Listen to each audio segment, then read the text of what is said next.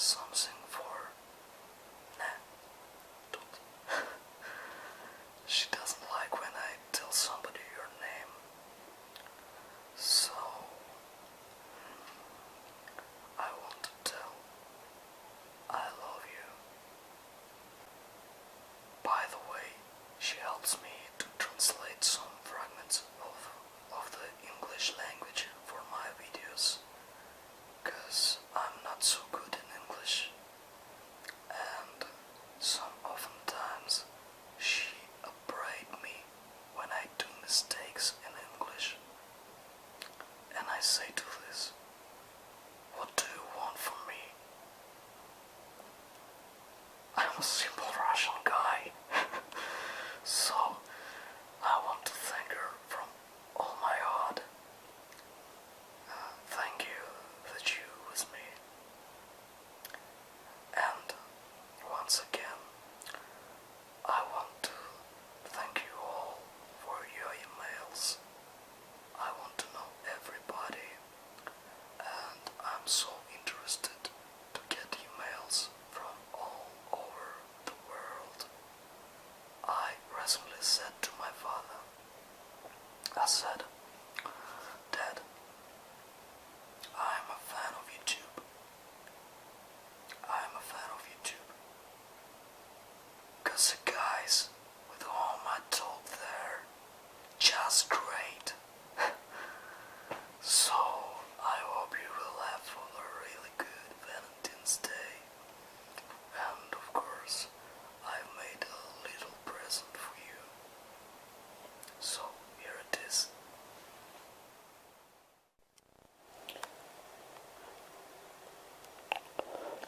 The 12 Dancing Princesses.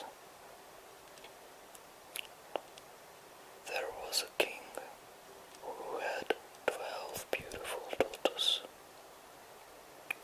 They slept in 12 beds, all in one room, and when they went to bed, the doors were shut and locked up. However, every morning their shoes were found to be quite worn through, as if they had been danced in all night. Nobody could find out how it happened or where the princesses had been. So the king made it known to all the land that if any person could discover the secret and find out where it was that the princesses danced in the night, he would have the one he liked best to take as his wife,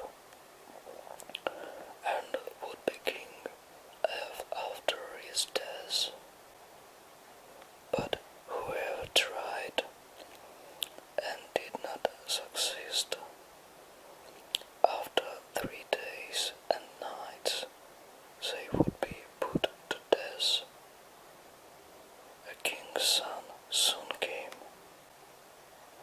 He was well entertained, and in the evening was taken to the chamber next to the one where the princesses lay in their 12 beds. There he was to sit and watch where they went to dance, and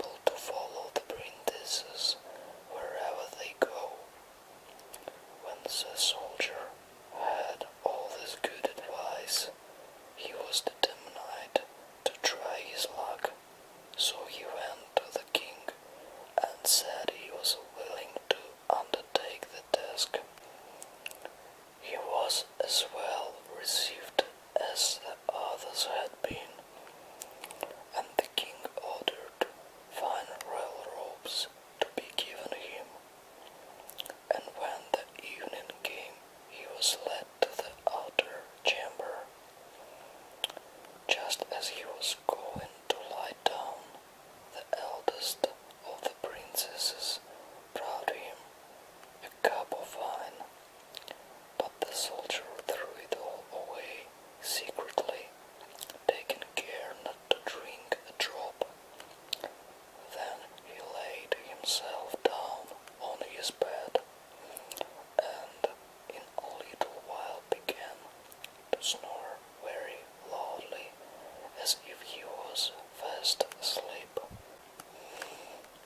When the 12 princesses heard this, they laughed heartily, and the eldest said, "This fellow might have done a wiser thing than lose his life in this way."